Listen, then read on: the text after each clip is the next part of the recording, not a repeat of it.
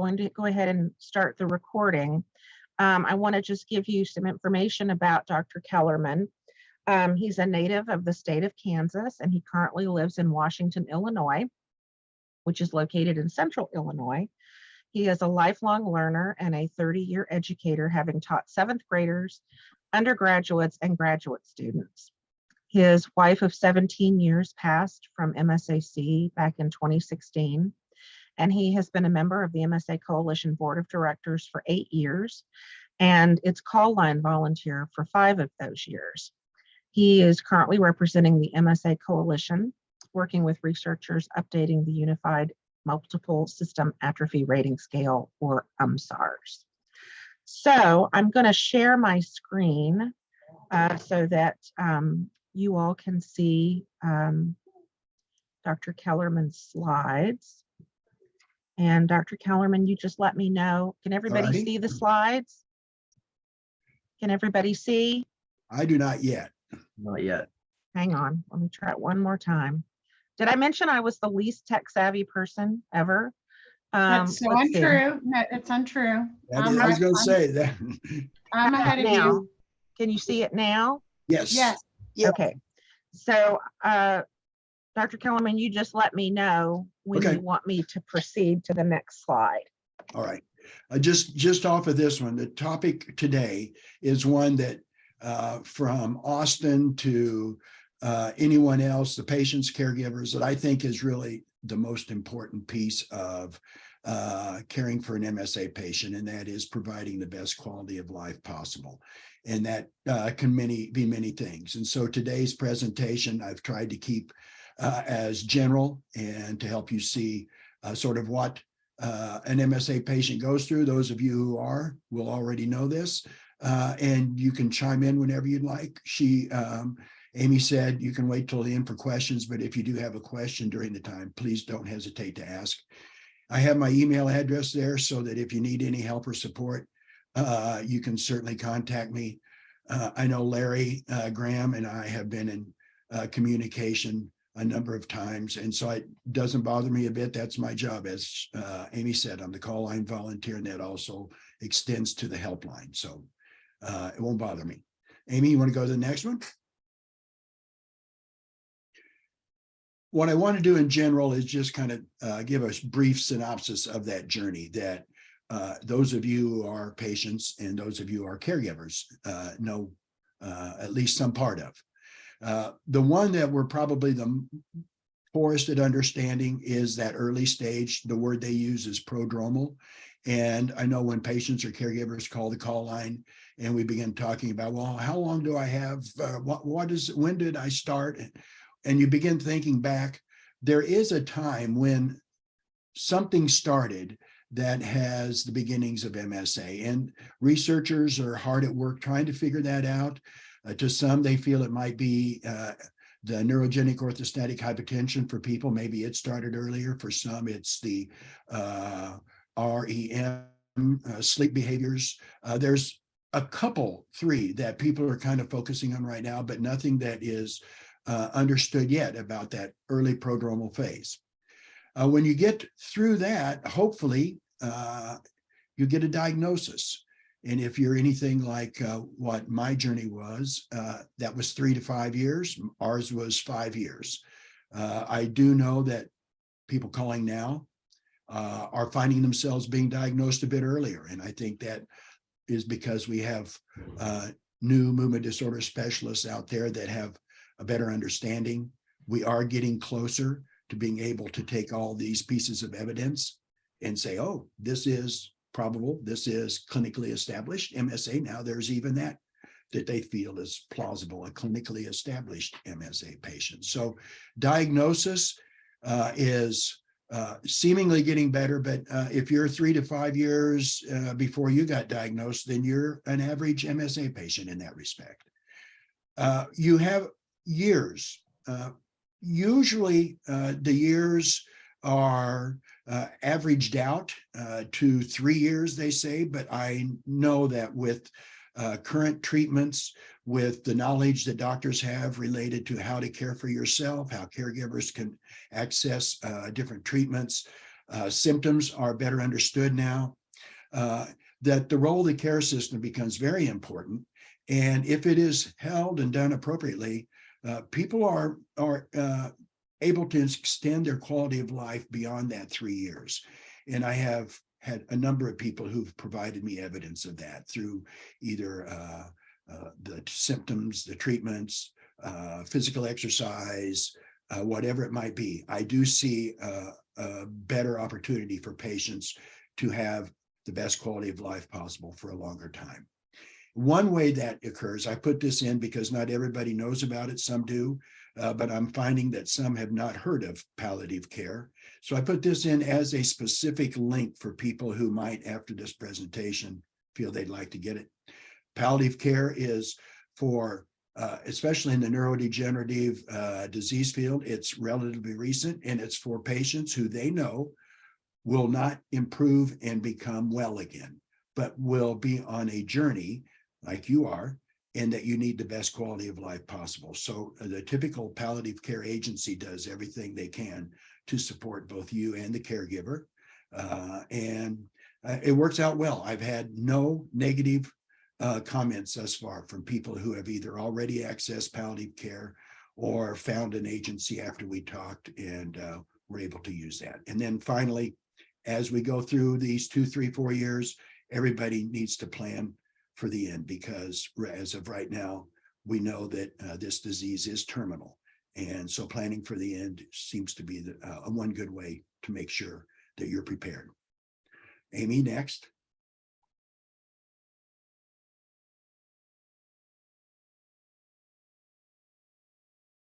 Okay, I want to just briefly go over what probably all of you who are in this today know about already, either because you're the caregiver or because you are the patient, and maybe in a couple of instances because you work at UT Southwestern. The patient can sometimes become seen as the patient and not as a person. And I have found that out both because as a husband, I did that sometimes and got called out for it. And also because I hear from people on the call line that that's what seems to happen to them. They simply become a patient, and they aren't seen as a person. I will tell you that is probably the most difficult for the patient. I have learned, and again, self-experience as much as any, that the patient wants to be remembered all the way through this process as the husband or the wife or the friend. And that's very important to them because their identity is being changed. And it's being changed in ways that they don't like, and I'm sure that the people who are talking to them don't like. So always remember, if you can, that the patient is a person, and the patient needs to be remembered in that way. They still can be talked to medically, and they can be told about their disease and the symptoms they have, but remember, they are people. The other is the care partner. I was the first care representative for the MSA coalition, serving from 2014 until about 2017. And the care partner or caregiver, however you want to say it, is the best advocate. That advocate needs to be always aware of things that might occur, things that have happened, things that need immediate attention, things that may need attention that is less so. And so in doing so, the care partner becomes really quite important. And I will say, it can be tiring, it can be rewarding, it can be many things. But if the care partner has friends, has advocates that are helping, has a good backup system, the care partner can do a wonderful job of advocating for their patient. And I gave 4 ways you can do so. One is develop connections, medical staff and therapists, know who to call, know what to ask for, understand what's available that they have and what could help your patient. Keep notes. Notes are so important. They see your patient once every 3-4 months. Notes are important and can help fill in that time between one appointment and the other. I have found that some people are scared to make calls. They're afraid to make calls because they don't want to upset the system, or they know that they have an appointment in a month and a half and they can wait that long. No, use calls when necessary. Remember, you want the best quality of life possible. And if you feel that is not occurring because of something happening, make that call. There'll be a nurse, a social worker, someone who hopefully will get back to you. And if a call's not available, use your online chart. If your healthcare system has an online chart, and communicate that way. I know some people, they get wonderful, quick advice by using that. So maybe that's the other way. And then also, when something doesn't happen, call out with kindness over anger, issues that you see that need to be addressed. And I stress that over and over because you do not, and people are people, and you do not want to upset other people because of some short bit of anger that you have. And so always try to remember that if you call out, use anger or use kindness over anger. And that may be able to grease the skids, help a little bit, make people feel more empathetic, compassionate for what you're going through. Okay, Amy, next. So you are a patient, and you also are, in many cases, a person who has a caregiver beside you. Not everyone does, but most of you do, hopefully. And so there are 4 patients per 100,000 people worldwide. Back when my wife was first diagnosed, the world had about $1 billion people fewer than what we do now. And at that time, they said there were 380,000 people worldwide and about 25,000 Americans. So we can figure that it probably is a higher number, but nonetheless, it is a rare disease. If you think about where you live, if you think about maybe UT Southwestern, Dallas, the place around there, 4 in 100,000 people, there may be only 25, 30 patients in the entire city, or 20, 30 caregivers in the entire city. So kind of keep that in mind as you think about what you're going through and what some of the stressors are in caring for you. An MSA diagnosis, probable or clinically established, is right only about 80% of the time. So that means the other 20% of the time, it may be an incorrect diagnosis, or it may be one that needs to be changed as you continue on your journey. So keep that in mind. It's difficult. They are getting better. There are some opportunities in the near future to be able to get within 90, 100% accuracy, but it's not quite there yet for most neurologists in most places. And then there's one way for you to change those statistics, and that is share your life. I know it's difficult, but letting people know what you're going through, helping others by entering your data in datamsa.com, which is a really good place, one that is established, and the data continually grows for researchers. You see the one there from natural history synucleinopathies with the blog. That's another place. And finally, the Michael J. Fox Foundation has the Fox Trial Finder. And those places, you put your data in, it helps researchers so much because they now have someone they can contact. They may have someone that they can let know about a medication if you put your name and your resources and your information in there. And finally, at some point, hopefully, you'll think about brain donation, not only for closure, but for research purposes. And it's a difficult discussion to have. Sometimes people don't want to have it. That's plausible. But hopefully you think about it, because it's not just for you, it's for others that are coming along in the future. Amy? By the way, does anybody have any questions thus far? I want to stop. I've been talking too much. Does anybody have any questions before we go any further? Don't see any in the chat. Does anybody have one? Okay. All right. So the second part of this is that community that you are a part of. One is, and I put it at the bottom, get to later, but you'll see multiplesystemaatrophy.org. Another way to get to it is msacoalition.org. We're not that organization because we're just trying to be that. We want to make sure that every one of you have the best quality of life possible. We do everything we can. We focus on research, advocacy, education, and awareness. And all 4 of those are in our mission statement. All the board members work hard to make sure that every one of you are served in the best way possible. March is MSA Awareness Month. So coming up in 11 days, 12 days, we'll have a whole month dedicated to this disease. We've done things in the past. We've highlighted the Empire State Building in all purple one year. We've done other things to help get people involved and aware of the disease. This month, we will be having a patient webinar. I will be the host. And so patients from around the country and maybe around the world will join in. And again, to find out more about that, go to the website, multiplesystemattrophy.org. And finally, I put this in, not finally, put this in. If you want to participate in research right now, this is for pain in MSA. And they are looking for every MSA patient, caregiver, past caregiver, if indeed your patient happened to have pain as a primary symptom, or even if they did not. If you are a past caregiver, they are looking for information about pain in MSA. It's poorly understood. This group was able to get through their institutional review boards, both in Germany and the United States. So it's being given in both areas. And they hope to be able to use that for research. So please participate if you'd like. And I think Amy can send this out to you. It doesn't bother me. And that way you can just automatically link to it. Also, there's local support groups. They can be from both the coalition, and they're found on our website. If you go into the resources area, you'll find them.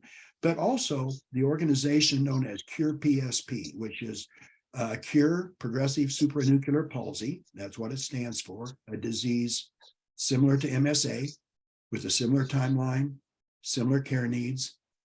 They have support groups as well. So if you want to, you can go find Cure PSP at curepsp.org, and maybe you'll find a support group that could help you and your caregiver, or if you are the caregiver, you and your patient make it through this journey. So that's the MSA community in sort of a wider area.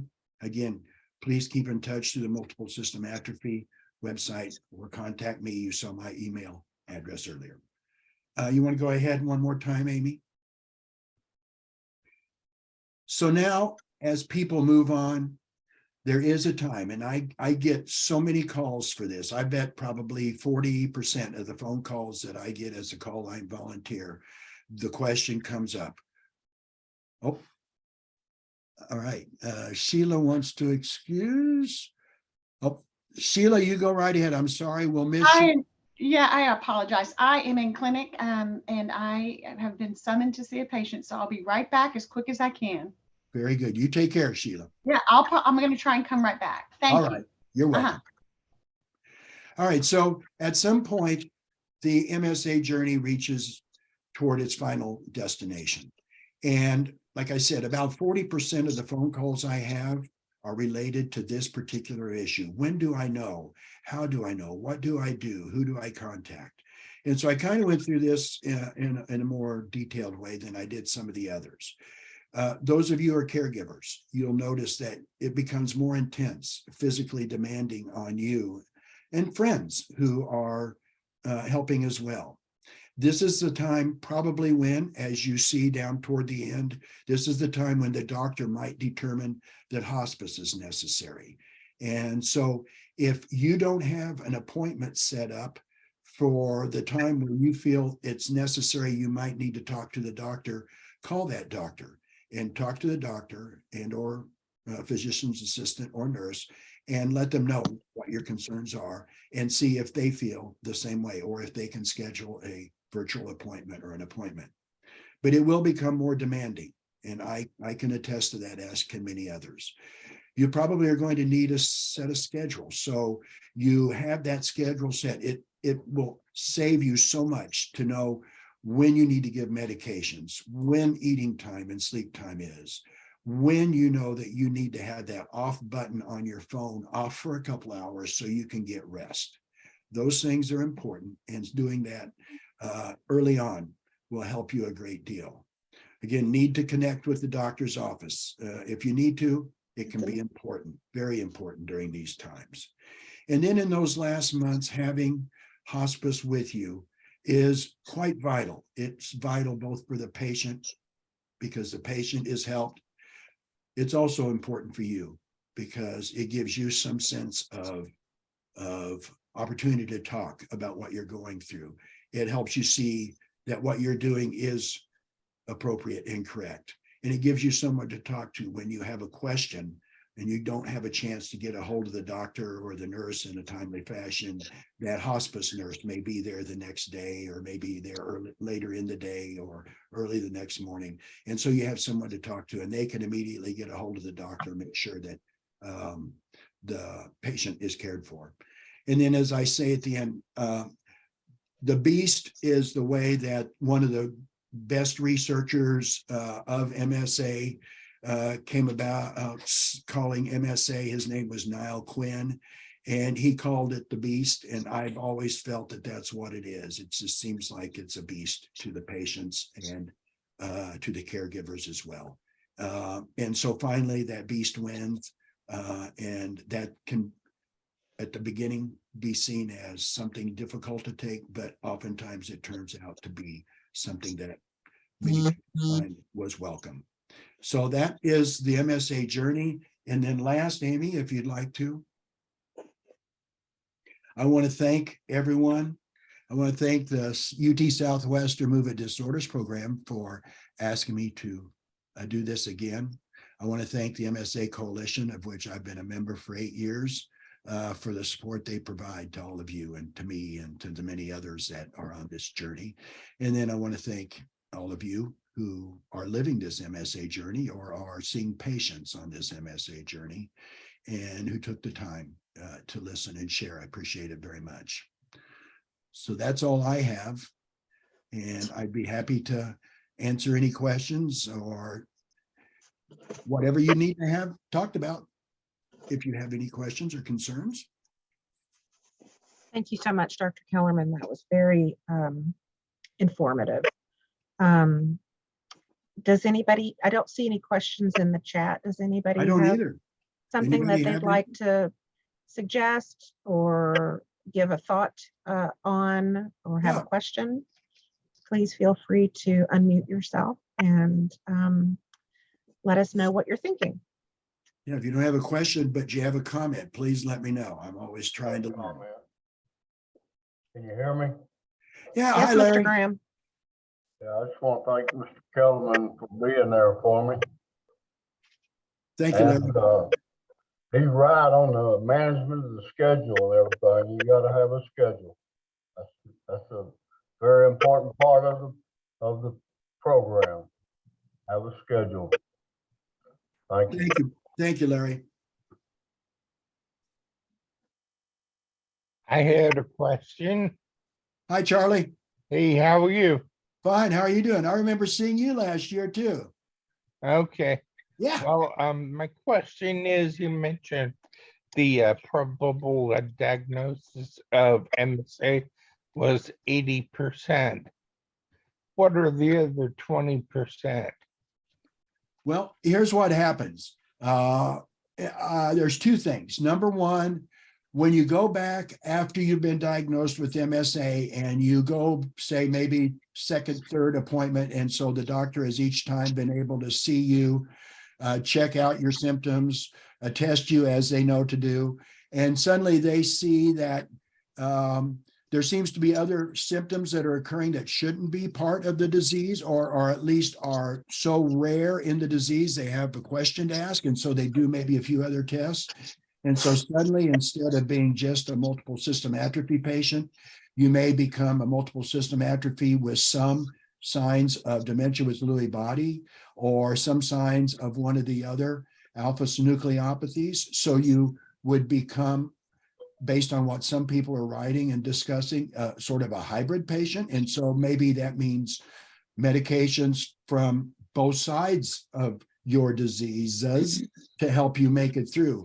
I have a person right now in my support group that I have in Chicago who went through that exact same thing, and we've had several conversations. He was diagnosed 2 years ago with MSA. 8 months ago, they changed it to dementia with Lewy bodies, but with symptoms of MSA. And so he's been getting medications that you wouldn't normally, I've not heard of from my MSA experience. So I know there must be new medications from that disease. So hybrid is one. And the other is, as they begin delving into your brain a bit more, through the times that they may ask you to take another MRI, or they may pull out the MRI or the CAT scan they took previously and relook at it. They're beginning to be able to map very specifically where the diseases present themselves in the brain. And there are some slides out now that show or indicate where in the brain Parkinson's, the alpha-synuclein is misfolding for Parkinson's and for MSA and for dementia with Lewy bodies. So maybe through the process of looking at images, or maybe you going in and getting a new image, they're able to see that, well, that alpha-synuclein isn't where we thought it was, it's somewhere else. And they may be able to change, or they may need to change the diagnosis. But there are ways, but that's what typically happens, it seems to me, from the calls I've had and from those that I've seen. Does that help? That was a good question. Yeah, that's great. Thank you much. You're welcome. Does anybody else? If you would like to have a copy of these slides, just send me an email. I think everybody has my email address from when I sent out the invitation for today. So if you'd like a copy of the slides, Dr. Kellerman is generously sharing those with us. So I can also send you the link to the recording of this if you'd like. So just reach out to me and let me know. And I do want to make sure you also, I did not say this, but since we do have the patients, and I know Austin may be stepping out soon and seeing the world in a bit different perspective than he is right now, clinical trials are really important for some people to try to participate in. And they do two things. If you happen to think about it, clinical trials are not just about a medication or just about getting a treatment. Sometimes clinical trials also help fill in a part of the evidence that's needed, like the one I just told you a bit about a bit ago with the pain in MSA. Well, there's a couple of other clinical trials where they're trying to learn more about the patient. They're not necessarily clinical trials regarding a treatment or a cure or a treatment of a symptom. And sometimes patients and caregivers worry about whether they could be a part of a clinical trial to help others. Patients oftentimes, I've learned, want to help others as much or more so than their caregivers think they do, because they know how bad this disease is and they want to make sure it gets addressed in the future. So if you are one, go to clinicaltrials.gov and put in there multiple system atrophy, and then just put in United States, and you'll be able to go through and you'll find all the clinical trials available. And there are several that are related to helping others learn more about this disease. So that might be something you want to take advantage of. My wife has a question. Hi. Okay, hi, Becky. Hi. Thank you so much for a good presentation. I'm sorry I can't. Thank you. I have a question. I've been in hospice for 9 months. Okay. And I'm towards the end. And everything has been a complete surprise. And this is a disease, in my opinion, of loss. You keep losing. You lose the use of your bladder, you lose your voice, you lose all these things. It's a surprise to me. Is there anything written about the final stages of MSA? I will tell you this. I will tell you this. There is one booklet that helped me, and I have recommended to others. It's not MSA specific, but it is an excellent book to help others understand, Everything. to help you. Oh, go ahead. Did you have something else? No? Okay. But it's to help you and your husband understand this last set of stages. The name of the book, I will send it to Amy and she can send it out. I will tell you the name of it, and I'll tell you the experience of the person who wrote it. The name of the book is Gone From My Sight. The lady who wrote it was a nurse. Her name was Barbara Carnes, and she wrote this book, and it was about the last year of a patient, and it was just patients in general, because she had been a nurse for patients for 30 years and had seen this innumerable times and was sharing her experience. And so it was about the last year of a patient's life. And I had not heard of it, never seen it, never heard of it. And we happened to have somebody come to my home with my wife about 4 weeks away from passing. So this was 4 weeks before she passed. So this was before we knew the timeline. And the lady came in and she was talking to us and she says, you know, I've got a book I think that might just help you too. And she gave me a copy of it. It's a little bit thin pamphlet. It's blue. We have it on our website for sale, and the lady has it for sale herself. And so when I send Amy the information, you could look it up. But nonetheless, with 4 weeks left, I got that book and I sat down that night and I read that book. And I will tell you this, I was able to see those last 4 weeks almost every day what this nurse described. And I'll be honest with you, I know this is what you would rather have, honesty than anything else. The last day, I could tell it was the last day from the writings and the description she gave. And she gets very very personable and somewhat specific on those last 3-4 weeks. And I found it so helpful. It made me feel so much better knowing where my wife was in the process. And it may mean the same for your husband. And it certainly will mean something for you. It did for my wife. So I think that would be the recommendation I'd make. Okay. Yes, Good suggestion. Thank you. that's wonderful. You're very welcome. And it's available on the MSA Coalition website. It's available on the MSA Coalition website. If you look at, I think it's got store. Underneath the store, you'll find the link and it'll take you to it, and it's listed in the materials that we have there. Okay, great. Thank you. You're welcome. Thanks for the question, Becky. Any other questions?